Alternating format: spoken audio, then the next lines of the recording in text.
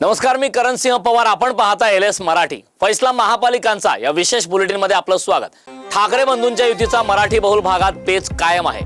मातोश्रीवर कालच्या बैठकीत मनसेकडून अतिरिक्त 18 जागांची मागणी करण्यात आली. दादर, माहीम, वरळी, शिवडी, विक्रोळीत मनसेला 2 ते 3 जागा हव्या आहेत. आज रात्रीपर्यंत या जागांवरील वाद सुटण्याची शक्यता आहे. ठाण्यात भाजप आणि शिंदेच्या शिवसेनेचा फॉर्म्युला ठरल्याची माहिती सूत्रांनी दिली. 131 पैकी शिंदेच्या शिवसेनेला 87 आणि भाजपला 40 जागा देण्यात आल्याची माहिती मिळते.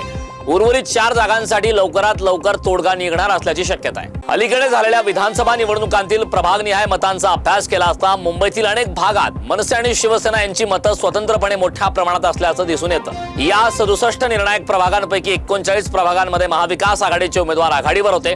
28 प्रभागांमध्ये महायुतीचे उमेदवार पुढे होते. मात्र मनसे आणि ठाकरे गटाची मतं एकत्र आल्यास अनेक ठिकाणी महायुतीसमोर आव्हान निर्माण होऊ शकतं. शिवसेना मनसेची एकत्र ताकद गेम चेंजर ठरण्याची शक्यता वर्तवली जाते. मुंबई महापालिकेच्या निवडणुकीसाठी ठाकरेंची शिवसेना आणि मनसे नेत्यांची महत्त्वाची बैठक पार पडणार आहे. या निवडणुकीत महाविकास आघाडीसोबत जायचं की नाही याबाबत बैठकीत चर्चा होणार आहे. या बैठकीत तोडगा निघणार का याकडे राज्याचं लक्ष लागलंय. मुंबई महापालिका निवडणुकीसाठी उपमुख्यमंत्री एकनाथ शिंदेसोबत मंत्री आशिष शेलार, उदय सामंत आणि राहुल शेवाळ यांनी चर्चा केली. 207 जागांचा तिढा सोडवल्यानंतर 20 जागांवर प्राथमिक चर्चा झाली असून आज फडणवीसांसोबत अंतिम चर्चा होणार आहे, अशी माहिती विश्वसनीय सूत्रांनी दिली. नाशिक महापालिका निवडणूक अजित पवारांची राष्ट्रवादी आणि शिंदेची शिवसेना एकत्र लढवणार आहे.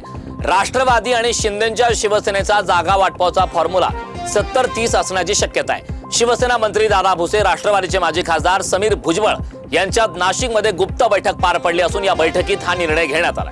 मालेगावात भाजपला युतीचा प्रस्ताव देण्यात आला. युतीमध्ये लढणार की नाही याबाबत सर्वच पक्ष 2 दिवसात सर्व स्पष्ट करतील, असं दादा भुसेंनी सांगितलं. जालन्यात महापालिका निवडणुकीच्या अनुषंगाने आज होणाऱ्या बैठकीत जागा वाटप आणि युती संदर्भात घोषणा होण्याची दाट शक्यता आहे.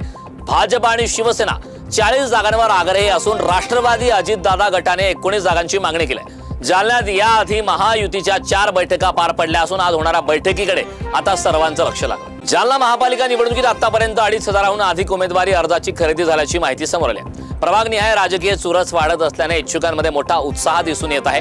दरम्यान आजपर्यंत 48 उमेदवारी अर्ज दाखल करण्यात आल्याचंही समजतंय. जालना महापालिका निवडणुकीत सन्मानपूर्वक जागा मिळाल्यास महाविकास आघाडीत युती करणार असल्याचं वंचितचे जिल्हाध्यक्ष डेव्हिड घुमार यांनी स्पष्ट केलंय. या ठिकाणी वंचितचा महापौर होणार असल्याचा विश्वास सुद्धा त्यांनी व्यक्त केलाय. वेगवान बातम्यांचा आढावा घेतल्यानंतर या बुलेटिनमध्ये वेळ झालेली आहे इथेच थांबण्याची. पाहत राहा एलएस मराठी.